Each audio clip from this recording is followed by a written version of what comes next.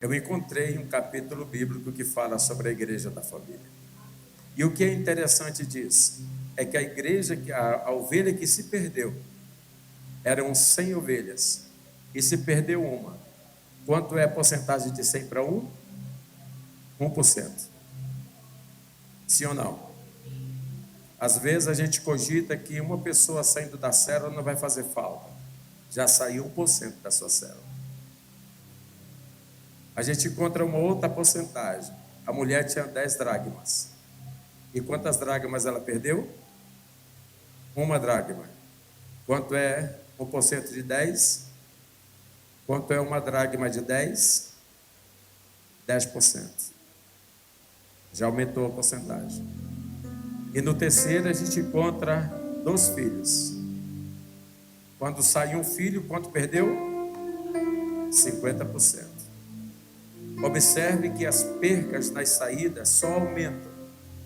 E o que você quer dizer com isso, pastor? Eu quero dizer que você zele pelo aquilo que Deus entregou nas tuas mãos. Zele pela tua célula. Zele pelo teu grupo. Zele pelas pessoas que Deus colocou sobre sua responsabilidade. A ovelha que se perdeu, ela só não voltou porque ela não tinha raciocínio para saber o caminho de volta para voltar. Por isso ela se perdeu. E isso o pastor teve que ir atrás, porque ela não sabia. Vamos lá, ela não sabia? Ela não sabia voltar. Então o pastor teve que ir atrás. Quantas vezes na célula da gente, da igreja, sai pessoas daqui que às vezes não é nem porque ela quer, mas por uma circunstância da vida. Só que ela não tem força, ela não sabe voltar. Por isso nós, líderes, temos que ir lá para resgatá-la de volta. Ela não voltou porque ela não tinha raciocínio. A segunda foi a dracma perdida. Essa é perigosa. Por quê? Porque a dracma, ela se perdeu dentro de casa.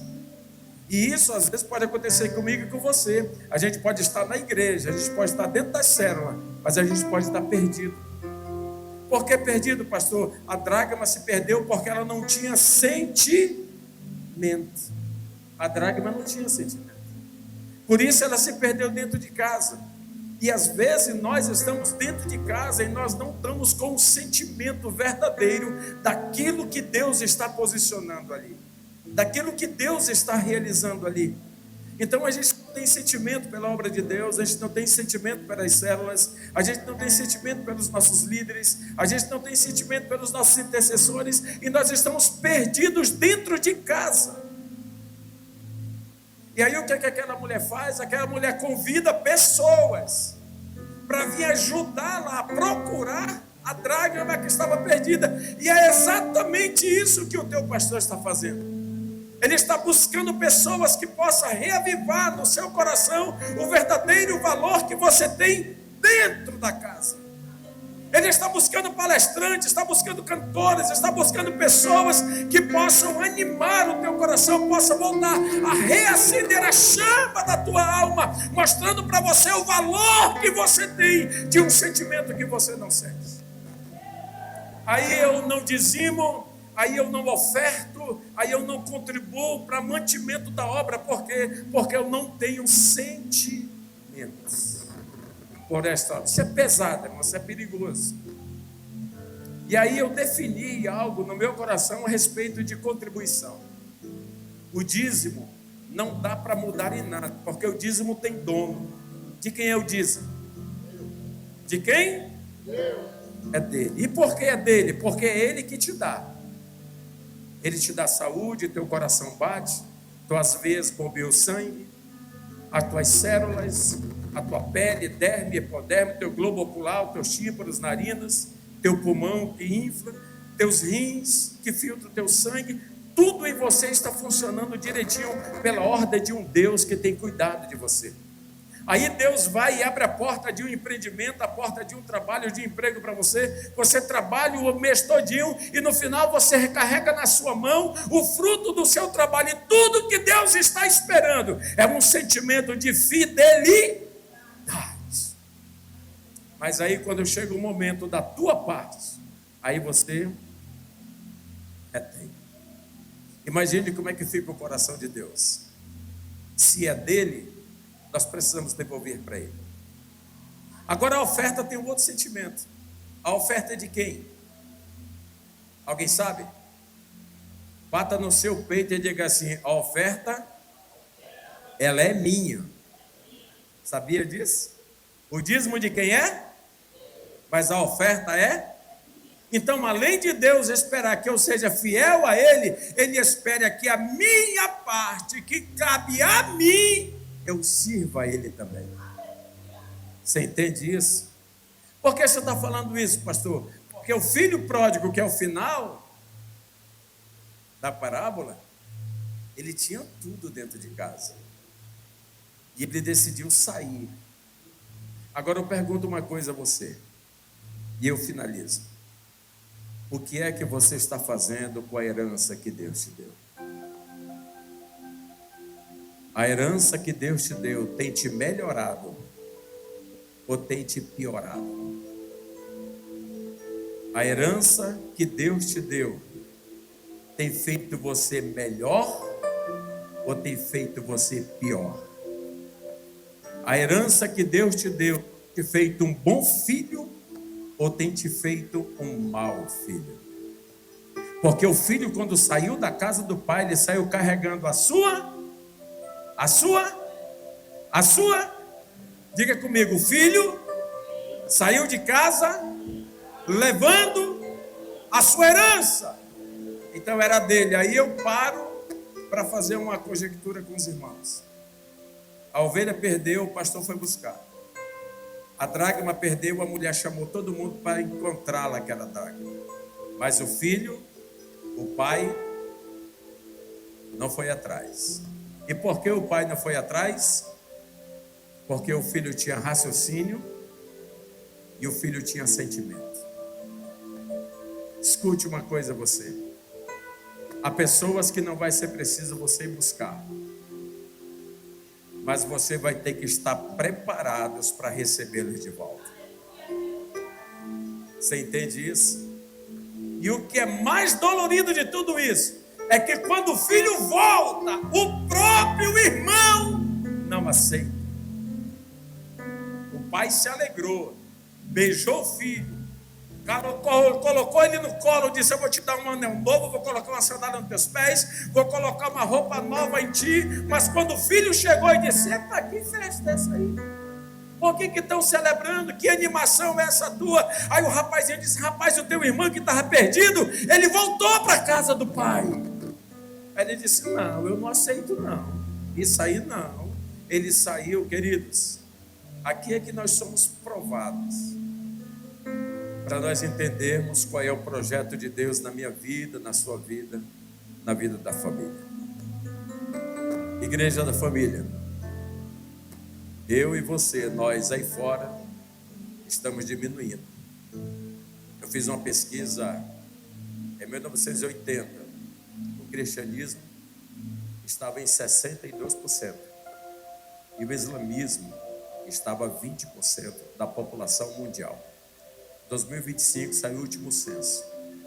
O cristianismo está 69% e o islamismo está quase encostando. Por quê? Porque a família está deixando de ser família. Cuide bem da sua família. Zele pela sua família. Não abra mão dos seus filhos.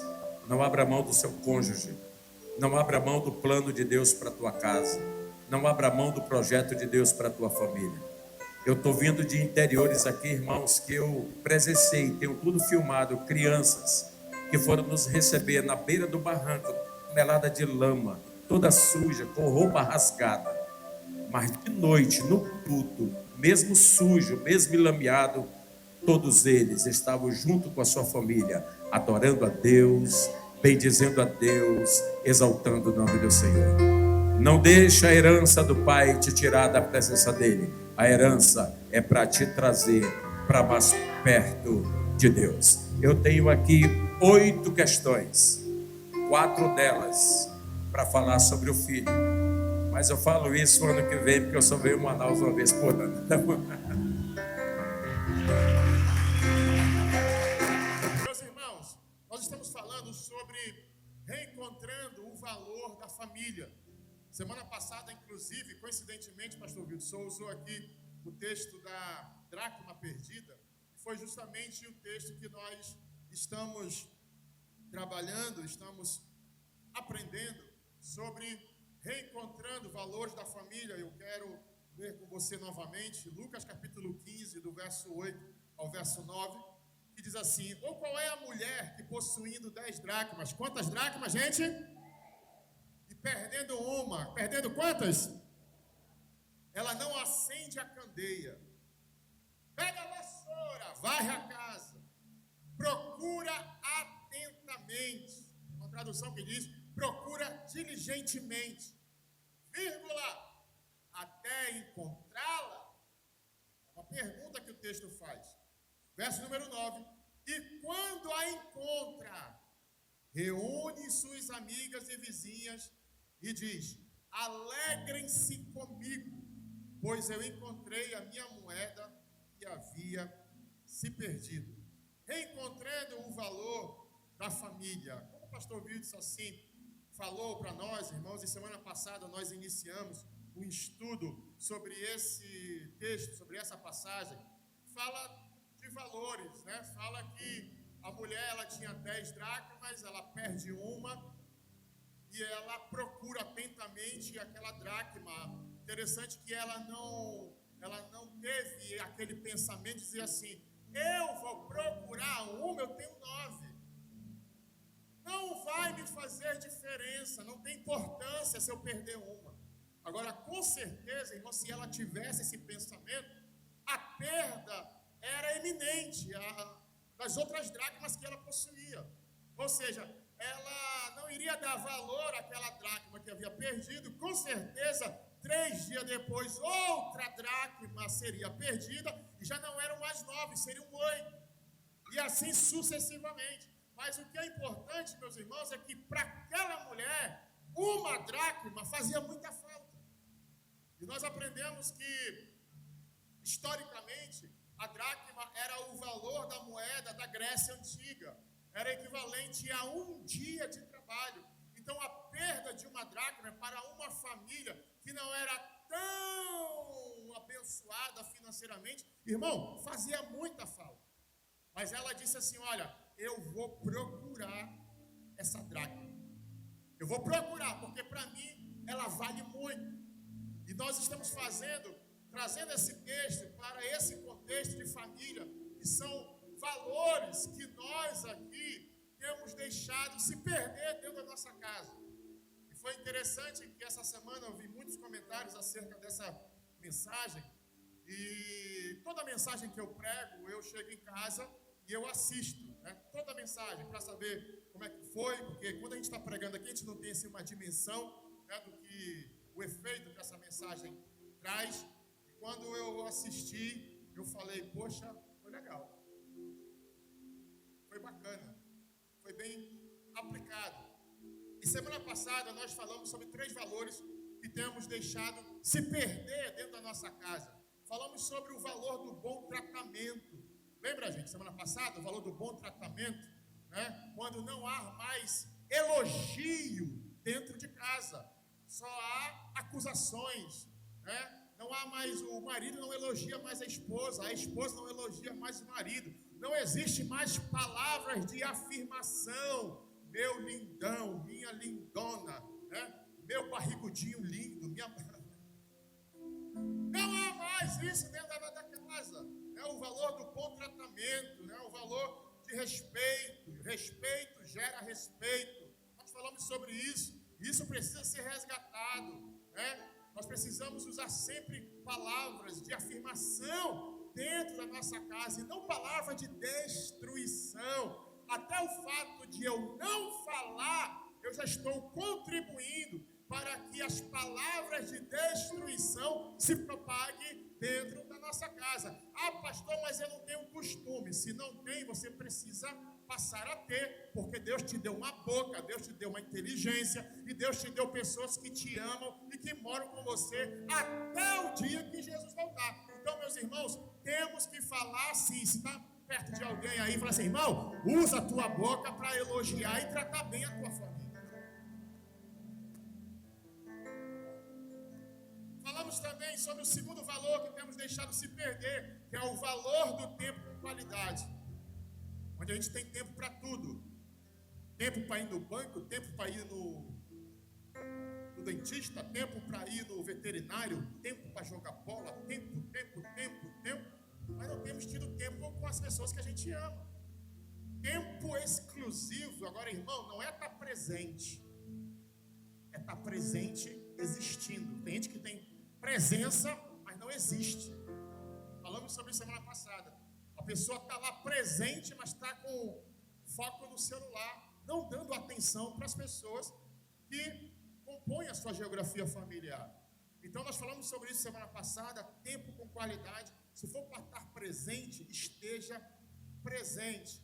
E falamos também sobre o terceiro valor que temos deixado se perder na nossa casa, que é o valor do altar da oração. O valor do altar da oração. Falamos sobre isso, porque é tempo de nós recuperarmos o valor investido na oração. Irmão, a casa que se pratica a oração, o diabo não tem como penetrar nessa casa. Eu vou falar de novo. O marido que ora, a esposa que ora, os filhos que oram, a casa que exala uma fumaça de oração é uma casa protegida, guardada. Eu vou falar até alguém, é uma casa abençoada, é uma casa que todo dia experimenta milagre, livramento.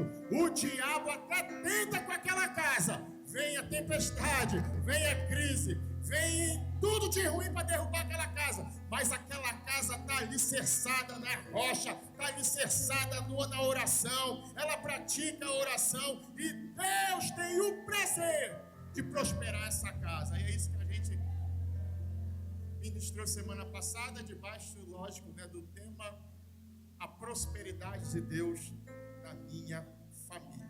Salmo 112, Salmo 128. E hoje eu quero dar aqui somente dois valores. Não vou falar de três, vou falar apenas de dois. Quarto valor, dando sequência, o segundo de hoje, o primeiro de hoje e o quarto, da sequência dessa mensagem. Interessante, meus irmãos, e falando sobre perdas, deixa eu te falar uma coisa. As perdas mais relevantes, mais significativas, com ecos eternos, elas são aquelas que acontecem não fora, mas dentro de casa. Porque o texto diz que essa mulher, ela não perdeu as dracmas fora de casa. Ela perde a dracma dentro da sua casa. Qualquer sucesso de fora para dentro não tem o mesmo significado quando é de dentro para fora. Interessante que Paulo diz em 1 Timóteo capítulo 5, no verso 8, se alguém não cuida dos seus parentes, em especial os da sua própria família, negou a fé e é pior que um descrente. Então, meus irmãos, não adianta eu ganhar todas do lado de fora e ser um miserável perdedor do lado de dentro. Não adianta você ter a síndrome de Naamã. Fora ele é respeitado, fora de casa ele tem status, fora de casa todos batem continência. É o príncipe da guerra, é o príncipe do exército, o rei da Síria. Lá vem Naamã, todo mundo se curva. Lá vem Naamã, ele é respeitado. Lá vem Naamã, mas quando Naamã fora, ele é respeitado. Mas quando ele chega dentro de casa, quando ele tira a farda, o que se vê é lepra, gente. Então Deus está dizendo para nós aqui, que muitas das vezes a gente quer ser reconhecido fora. Fora é o herói, mas dentro de casa precisa de alguns ajustes. Deus, ele quer, meus irmãos, e se alguém concordar comigo, levante a sua mão para receber. Deus, ele está levantando famílias nesses últimos tempos, famílias que sejam campeões do lado de fora, mas também heróis dentro da sua própria casa, meu irmão, em nome de Jesus.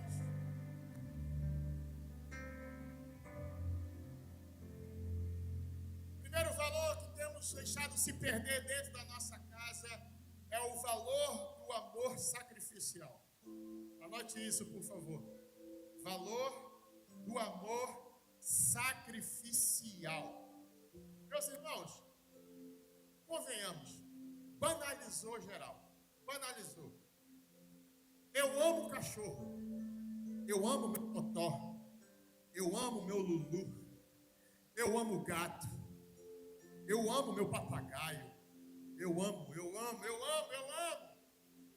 Mas o que está falando aqui, meu irmão, é o amor sacrificial.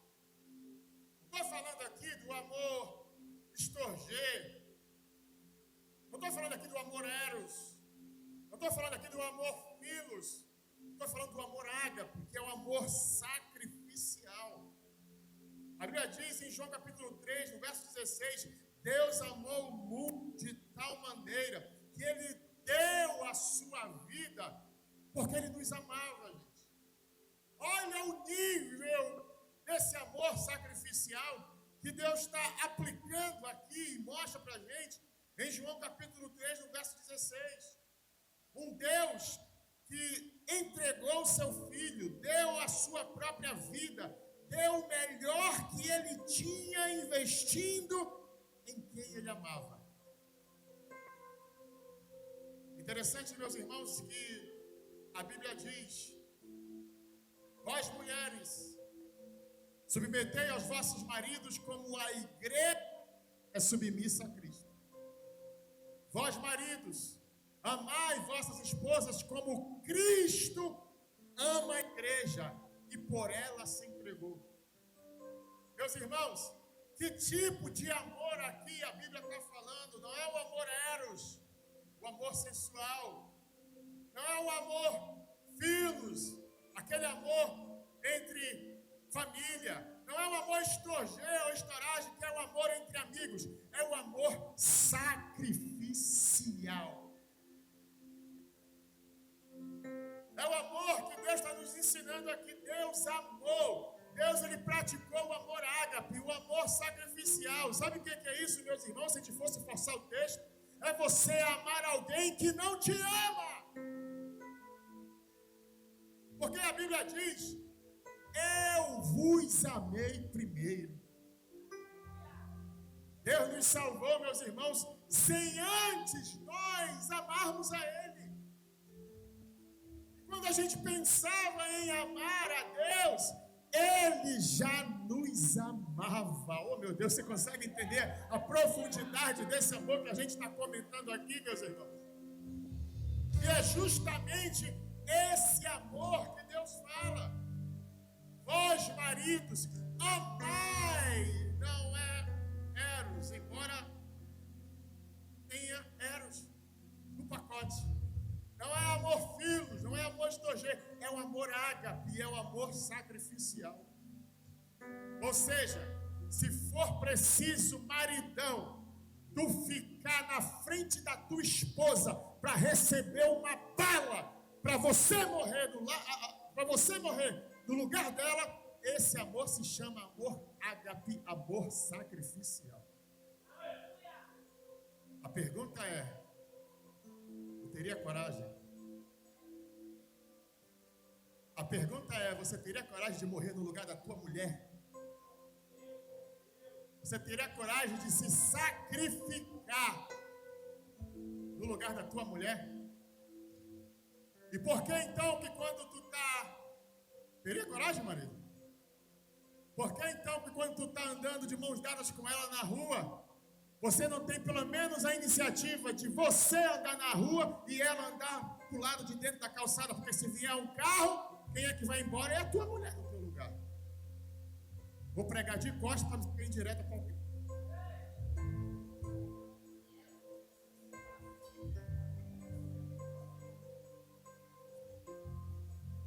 Vós, mulheres, sejais submissas aos vossos maridos como a igreja é a Cristo. Irmão, deixa eu perguntar, o que é mais difícil, o que é mais desafiador?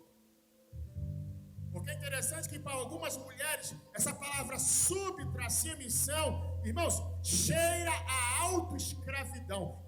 Eu me submeter ao meu marido, não. Eu ser uma mulher submissa, isso é escravidão, é humilhação. Porque a mulher não sabe o que é essa submissão. Ela não sabe o que significa. E o que é mais difícil? A mulher se submeter ao marido como a igreja se submete a Cristo, ou o marido amar a esposa como Deus me ama ou como Deus te ama. A gente erra, sim ou não? Mas Deus continua nos amando. A gente falha, sim ou não? Mas Deus continua nos amando. É esse amor que a gente está dizendo aqui, irmão. Amar a esposa como Cristo amou a igreja é um padrão, meus irmãos, elevadíssimo. Em Lucas capítulo 10, a partir do verso 30, vai nos exemplificar e nos mostrar muito bem esse tipo de amor que está faltando dentro da família, gente. Porque em Lucas capítulo 10, no verso número 30, fala a história de quem? A parábola do bom samaritano. E você sabe, viu um homem que caminhava e de repente apareceram assaltantes, espancam aquele homem, roubam aquele homem, pisam naquele homem, e aquele homem fica jogado à beira do caminho, agonizando e semi-morto. A Bíblia vai dizer que veio o sacerdote, veio o levita e veio o bom samaritano. Todos eles com ações diferentes um do outro. Só que aqui, meus irmãos, existem 4 leis dentro dessa história. Primeiro, a lei da selva. Segundo, a lei do descaso. Terceiro, a lei do mau exemplo. E quarto, a lei do próximo praticando o amor sacrificial. Em uma dessas 4 leis tem sido uma dessas 4 leis tem sido, quem sabe, a lei que tem prevalecido na sua casa. Primeiro, a lei da selva. É a lei que para eu ganhar não importa o que os outros fiquem feridos. É a lei que para eu ganhar não importa se o outro fica machucado. É a lei que para eu ganhar não importa se eu firo a alma do meu cônjuge. É a lei da selva. Quando acontece alguma situação, eu firo a alma daquelas pessoas que compõem a minha geografia familiar. Deus me fez assim. Eu vou morrer assim. Se me ama, tem que me aceitar do jeito que eu sou.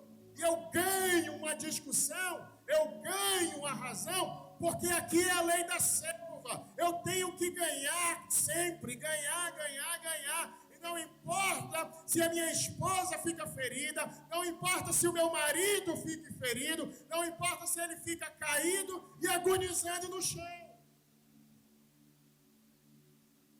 Segunda lei, a lei do descaso. É quando o sacerdote, vendo aquele homem semi-morto, gente, ele passa pelo outro caminho. E a questão aqui, meus irmãos, não é fazer o bem. A questão aqui é preferir a indiferença. É aceitar muitas das vezes que o nosso cônjuge, ele não é perfeito. E quantas vezes, meus irmãos, nós fazemos assim? Nós maximizamos o erro do outro. Nós maximizamos a falha do outro. Nós damos ênfase maior aos erros e às falhas do outro. Transformamos a falha do outro. Nós fazemos uma tempestade num copo de pinga. Pastor, e as qualidades? As qualidades, quando der, eu falo. As qualidades, quando der, então, eu nem preciso estar falando. Essa lei é a lei do descaso. O camarada faz o seguinte: eu vou agradar a minha esposa. Ela está dormindo ou saiu de casa, olha a pia até o bico de louça para lavar. Aí o maridão, inteligentemente, vou fazer essa alta com a esposa. Vou lavar louça por louça, copo por copo, garfo por garfo. Vou lavar. Opa, tem gordura aqui, volta aqui. Vou lavar, tem que estar brilhando. Pá. Deixou a pia um brinco, Johnny. Aí a esposa chega. A esposa, né? Aí o marido se acha, né? Ela vai ver. Ela vai ver. Amor, vai lá na cozinha. Fazer o que na cozinha? Vai lá. Ela vai lá na cozinha. Olha, tá tudo limpinho. Ainda mais quando a mulher vai para o salão que pinta as unhas. Chegar em casa e ver a louça lavada, irmão. É um mel na chupeta. Só que o que ela faz? Ela olha, tá tudo limpo. O marido não tem o costume de fazer essa alta. O marido não tem o costume de lavar louça. Mas o que acontece? Ela pega, olha. O marido está no sofá na sala. O marido espera ela sair da cozinha, dando aquele elogio, né? Ô meu maridão. Ela pega, passa por ele e vai embora para o quarto. Ei, mulher! Tá cega? Por quê? Dei um grau na louça. Isso não é mais que a tua obrigação.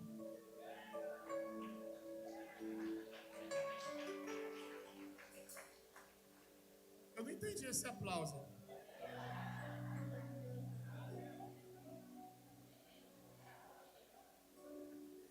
Agora eu fiquei encabulado, irmão. A conta não fecha. Eu não sei se esse aplauso foi... Eu não sei se as mulheres aplaudiram apoiando esse tipo de mulher,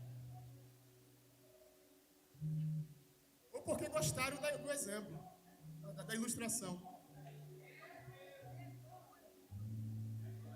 Irmão, é essa lei que tem operado e prevalecido na sua casa, irmão. Mulher sábia, quando o marido pega o lixo para jogar lá fora, principalmente se a linguagem do amor dela for atos de serviço, que 99,99999% possui essa qualidade, quando o marido voltar, meu amor, você é o cara.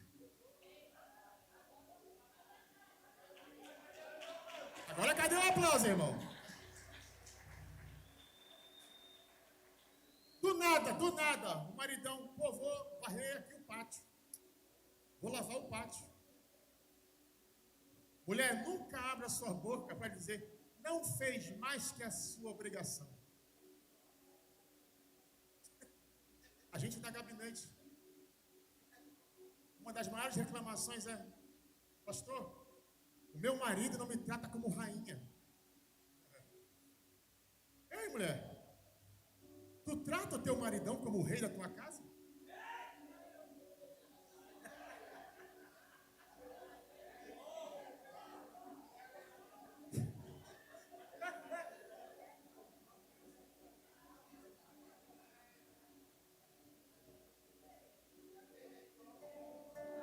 Tu quer colher uva se tu planta abacaxi, mulher?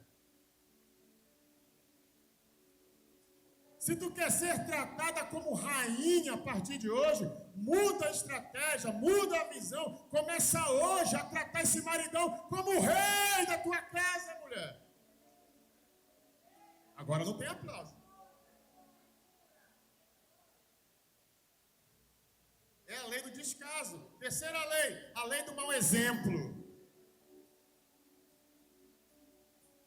Aquele que busca, escuta isso aqui, irmão.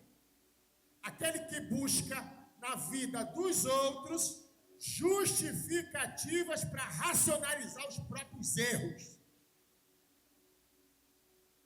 Se o sacerdote que era para fazer, era obrigação dele, não fez, eu como levita vou fazer, pô, vou deixar ele morrer. E quantas vezes a lei do mau exemplo tem prevalecido em algumas famílias, gente. Estamos falando de família. Eu erro, mas sabe por que eu erro? Porque você fez isso. Porque você fez aquilo. A desculpa já está pronta. O discurso já está pronto. É a lei do mau exemplo. Se eu erro, foi porque você erra. Eu racionalizo. Eu justifico para racionalizar os meus erros. Quarta lei é a lei do próximo praticando o amor sacrificial. Falamos do sacerdote, falamos do levita, mas a Bíblia diz que aparece um chamado o bom samaritano. Que a Bíblia diz, Lucas capítulo 10, no verso 33, olha o que diz. Mas um samaritano, estando de viagem, chegou onde se encontrava o homem. O sacerdote, ele olha o homem lá semi-morto, gente, e passa de lado. Ele tinha a Torá na cabeça. Era a obrigação dele, por ser o representante de Deus, tinha que ter contato com gente, mas ele passa de lado. O levita, logo em seguida passa. Agora, sabe por que um levita não faz nada pelo cara? Porque o levita foi alguém projetado para tratar com coisas. Limpar púlpito, varrer chão, cuidar, limpar. E é ruim, meus irmãos, quando dentro da família nós damos mais valor para coisas do que pessoas. Estou lavando meu carro, é shampoo para o carro, é desodorante para o carro. Aí ele passa cera, passa tudo, e o carro está lindo. Aí no final ele olha assim, que máquina! A mulher está lá na janela olhando. Como era o meu sonho, o meu maridão comprar para mim o melhor shampoo, o melhor desodorante, o melhor perfume, e me ver produzida e olhar para mim e dizer, que máquina essa mulher é para mim. Olha aí. 2 Reis, capítulo 4, no verso 38. Olha o que diz. Na ACF, Vida Corrigida Fiel. E voltando Eliseu a Gilgal, havia fome naquela terra, e os filhos dos profetas estavam assentados na sua presença. E disse ao seu servo, põe a panela grande ao fogo, e faz um caldo de ervas para os filhos dos profetas. Então um deles saiu ao campo a apanhar ervas, e achou uma parra brava, e colheu dela, enchendo a sua capa de colossíntidas, e veio e os cortou na panela do caldo, ou da sopa, em algumas traduções, porque não as conheciam. Assim deram de comer para os homens, e sucedeu que, comendo eles daquele caldo, clamaram e disseram, homem de Deus, morte na panela. Não puderam comer. Porém ele disse, trazei farinha, e deitou a panela e disse, dai de comer ao povo, e já não há mais nenhum mal dentro da panela. O último valor de hoje que temos deixado se perder na família é o valor do bom humor na relação de família. Meus irmãos, escuta isso aqui. O humor é o óleo que lubrifica as engrenagens do casamento e da família. Quem é que aguenta, meus irmãos, uma porta sem óleo nas dobradiças?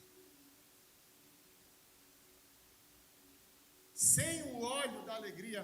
Olha para a questão que está do seu lado. Aperta na mão dele assim, aperta na mão dele, até ele dizer família. Vai lá. Olha para a questão do seu lado e diz assim, olha, sem o óleo da alegria ninguém te aguenta, irmão.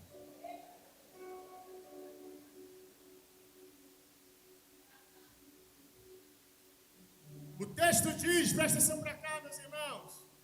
O texto diz que alguém pega a panela, põe no fogo, coloca ervas, barra brava, capa de colossíntidas e distribuiu.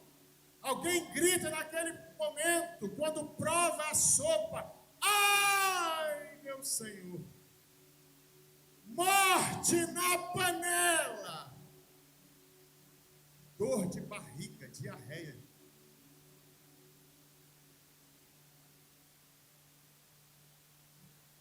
Eliseu preocupado grita: farinha! Pega a farinha, joga a farinha, mexe a sopa. Com certeza ele estava mexendo ali, declarando a bênção de Deus, declarando a cura de Deus, com certeza orando, com certeza ali intercedendo, mexendo a sopa. Vai, distribui.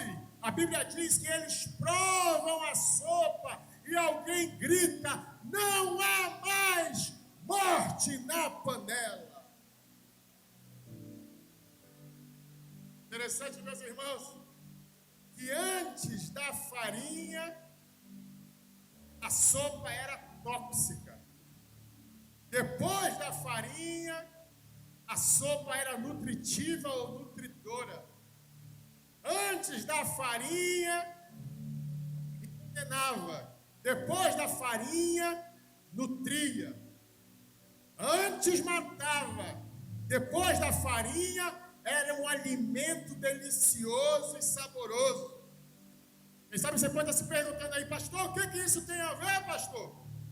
Tudo, meu irmão. Você vai entender agora. Pergunte para o seu irmão aí: na sua família, que tipo de sopão é você?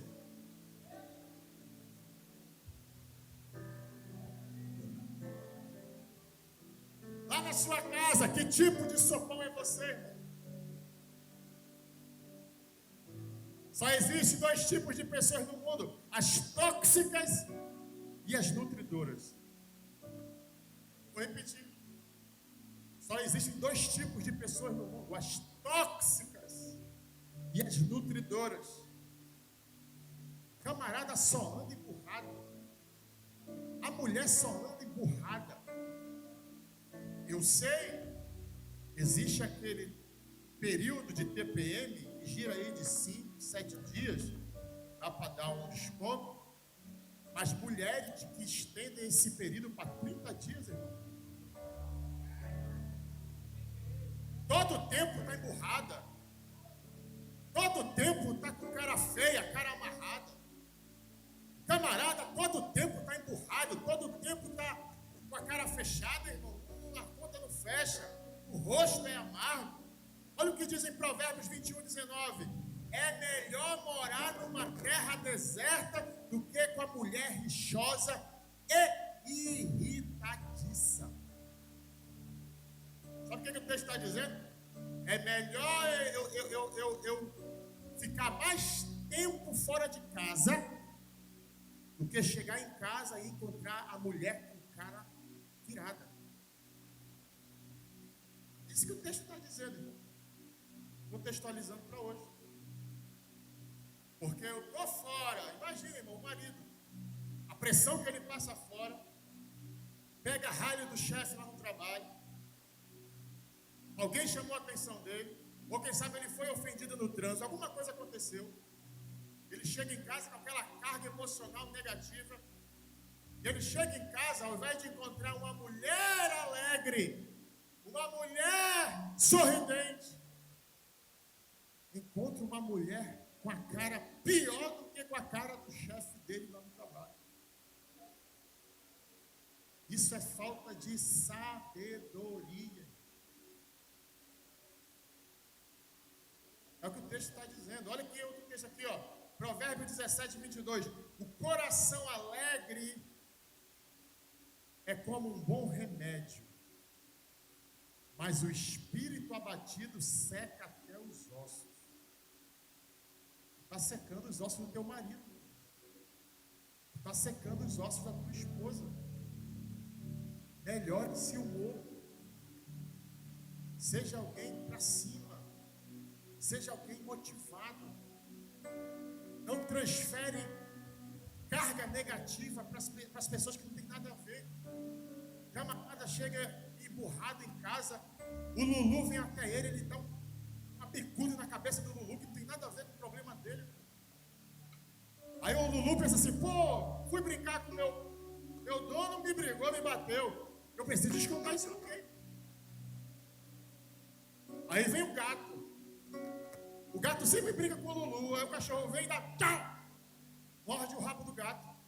Aí o gato, pô, não fiz nada pro Lulu, pô. Por que ele me tratou assim? Não, eu tenho que passar isso com alguém. Aí,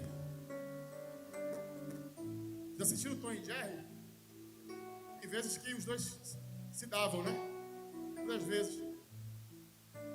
Aí ele pega e morde o rabo do gato, o rabo do rato.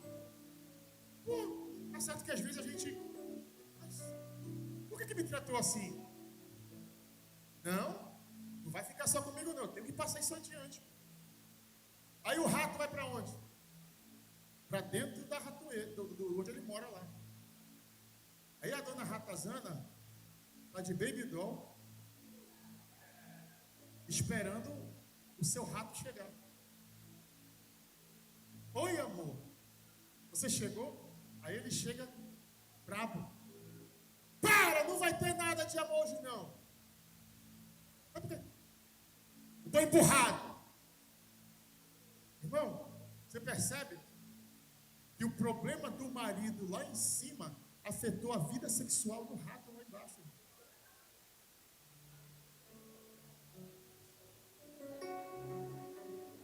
Pastor, não entendi. Vou desenhar para você.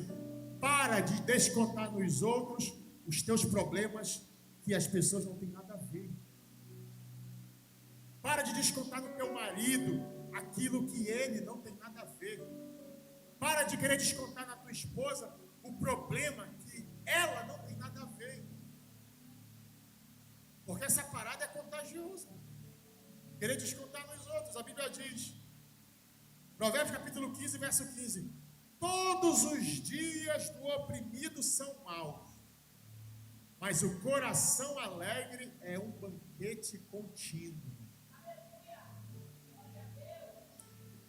Todos os dias são maus. Pastor, todo dia é um leão a ser derrubado. Todo dia é um leão a ser vencido. Pastor, todo dia eu acordo para trazer o pão de cada dia para dentro de casa. Todo dia, todo dia, todo dia. Os dias são maus, os dias são realmente desafiadores. Mas a Bíblia vai dizer que o coração alegre nesses dias de luta é um banquete que não se acaba, é um banquete contínuo, e é isso que eu quero declarar na sua vida nessa hora. Deus quer dar um banquete contínuo lá dentro da tua casa. Deus está dizendo, olha, eu quero colocar um banquete contínuo. Quando fala de banquete, meu irmão, não é pouca coisa não, é prosperidade. Oh meu Deus, alguém recebe isso? É um banquete. Deus está falando, é um banquete, é um banquete, é um banquete. Mas Deus está dizendo, se alegra, se alegra, se alegra, se alegra. Não se alegra quando o banquete chegar, se alegra antes do banquete chegar, porque assim diz o Senhor, o banquete será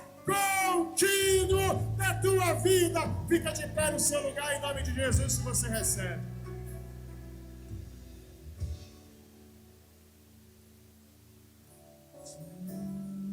O texto diz que aquela farinha que o profeta diz para colocar dentro da sopa. E não tem como falar desse texto e não lembrar do Alisson, né? Um dos maiores consumidores de farinha da igreja. A gente dá bem lá em Oriri, né? A farinha tinha cura. A farinha não era qualquer farinha. Era uma farinha carregada de unção. Ela tinha cura para uma grande panela com sopa venenosa. Sabe o que eu sinto? Deus hoje derramando essa farinha no meu coração e no seu coração. Eu queria que você me ajudasse a profetizar para no mínimo 10 pessoas à sua volta e assim, olha, receba a farinha do Espírito na sua vida. Receba a farinha da unção na sua vida. Receba a farinha, receba a farinha, receba a farinha. Olha só como o rosto já está mudando. Olha só como começou. Você chegou aqui de cara emburrada. Olha o sorriso voltando para o seu rosto. Receba a farinha, receba a farinha. Receba a farinha da alegria, a farinha da unção, a farinha. Receba a igreja da família, receba em nome de Jesus.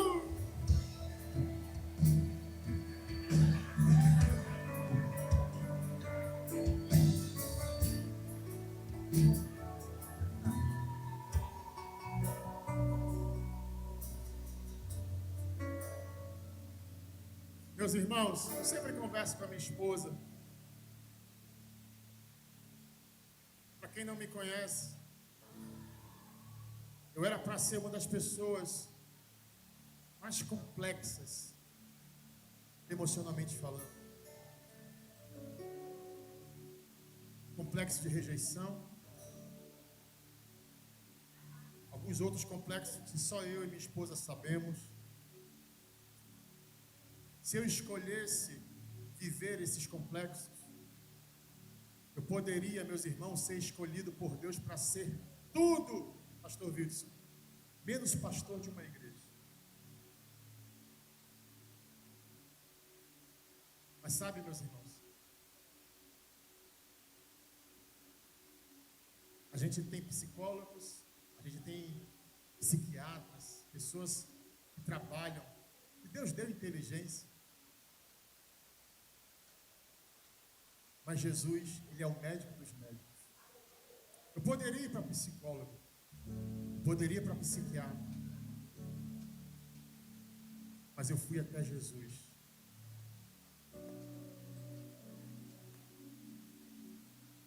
Jesus, o Senhor me conhece, quando nem minha mãe me conhece. O Senhor me conhece, quando nem meu irmão me conhece. Jesus, eu não quero viver assim. Porque você sabe que todo ofendido ofende pessoas. Toda pessoa complexa, ela desconta em alguém as suas complexidades. Eu não quero ser uma pessoa assim. Passa o teu bálsamo curador no meu coração. Como é que eu vou ser um líder todo cheio de complexo? Como é que eu vou ser um pastor que vou cuidar de gente, transferindo para as pessoas os meus traumas?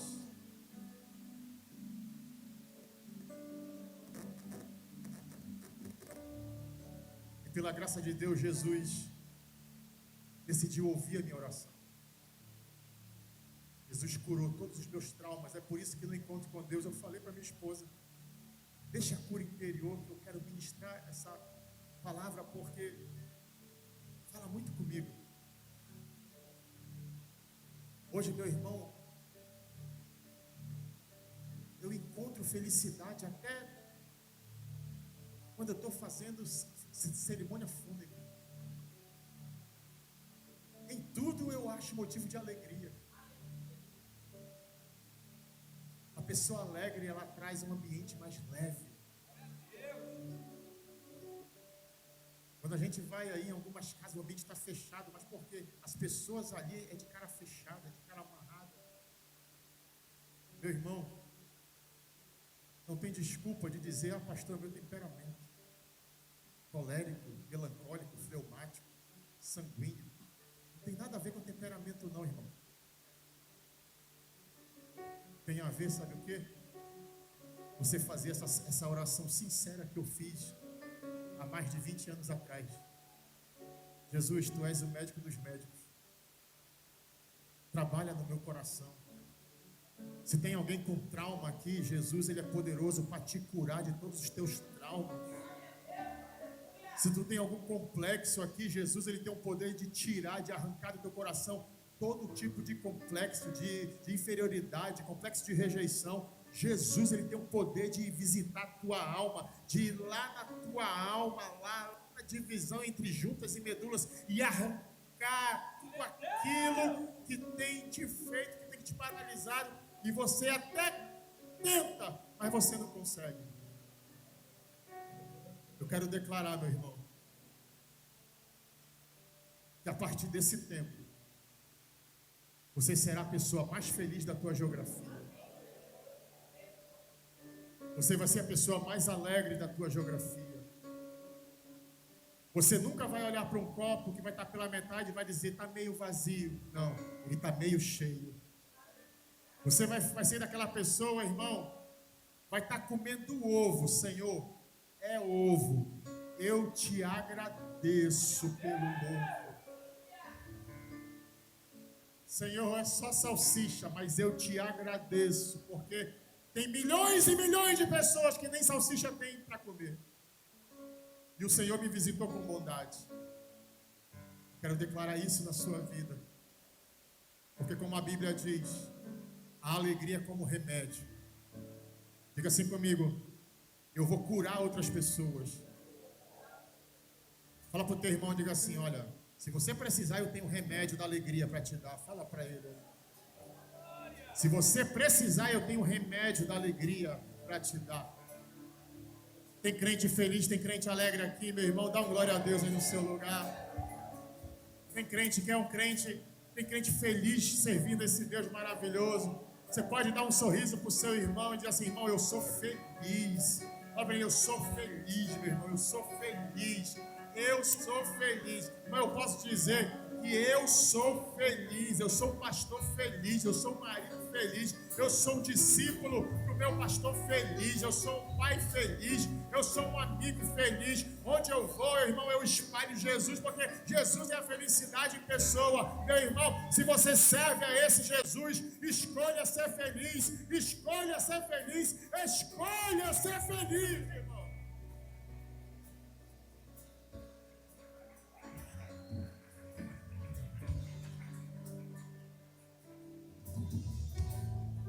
Será que nessa noite nós temos alguém que não é crente, não é evangélico? Ou quem sabe você está afastado dos caminhos do Senhor? Você deseja hoje entregar sua vida para Jesus. Será que nós temos alguém aqui nessa noite? Pastor, eu estou afastado, eu estou longe. Longe, longe do meu Salvador. Mas hoje eu quero voltar para Jesus.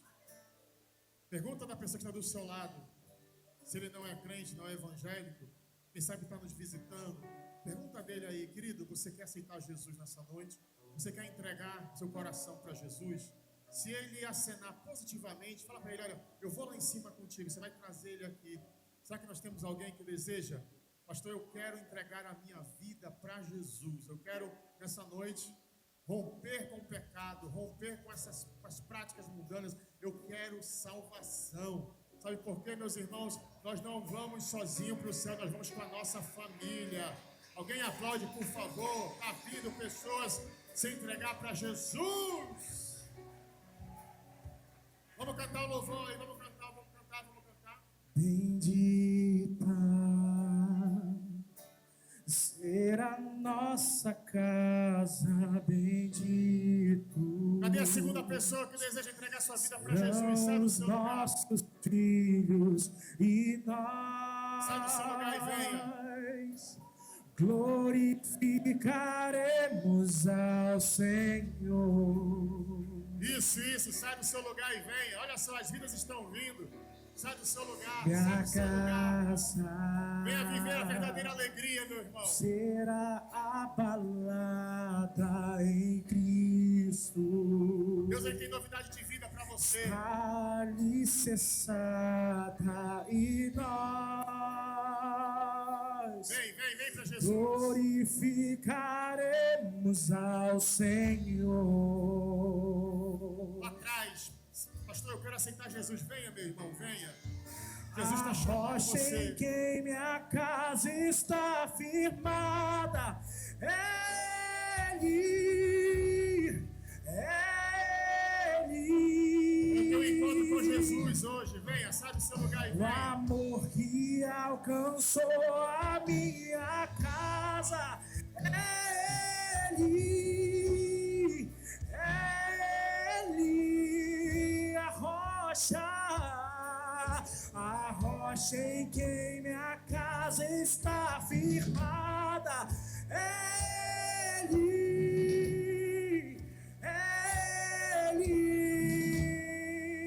Nós vamos orar aqui. Vem mais pra cá, por favor, vem mais pra cá. O centro do Evangelho é Jesus, mas o alvo do Evangelho são pessoas. Nós existimos para isso, para a gente alcançar o alvo, que são as vidas.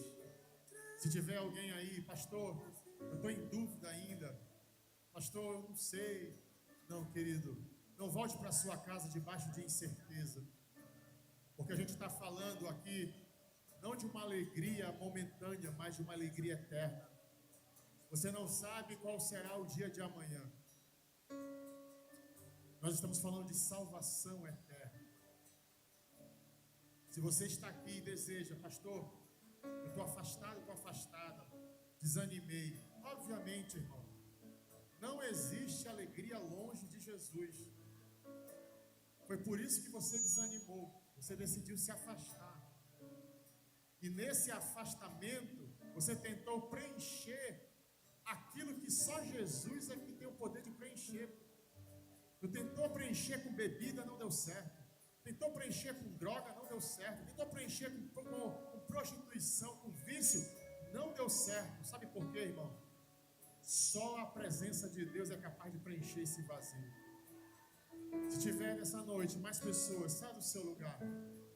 Em nome de Jesus, eu quero ter a honra e o privilégio de poder orar por você.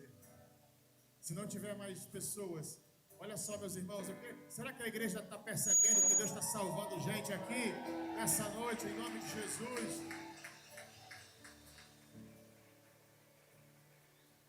Nós vamos fazer uma oração.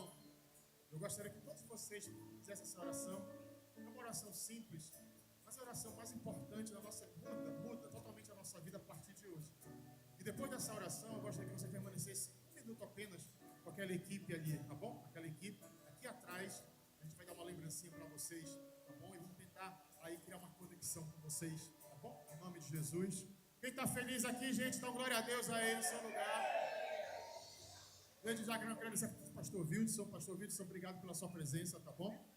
Que o senhor possa voltar domingo que vem. Só daqui um ano, né? Igual o anjo do tanque de Betesda, né? Uma vez ao ano, né? Para completar essa mensagem, hein? Que mensagem é essa, né? Vou até estudar ela para pregar antes do senhor. Aí. Vou até estudar ela para pregar. Essa analogia que ele fez, muito legal, muito bacana, muito conhecimento. Mas vamos aplaudir a vida do pastor Wildson, gente, mais uma vez. Amém? Vamos fazer essa oração com toda a igreja, com todos esses amados que estão aqui nessa noite entregando sua vida para Jesus. Vamos lá, gente, que assim, Senhor Jesus, nessa noite, eu te entrego a minha vida e o meu coração. Perdoa meus pecados. Escreve meu nome no livro da vida. Diga bem forte: e eu serei fiel a ti, Jesus, enquanto eu viver. Pai, nós declaramos nessa noite que o diabo, Senhor, o nosso adversário, o diabo perdeu totalmente o domínio dessas duas vidas. E o diabo perdeu essas vidas para sempre. E o céu faz festa. Cadê o fogo? Cadê o fogo? Jesus.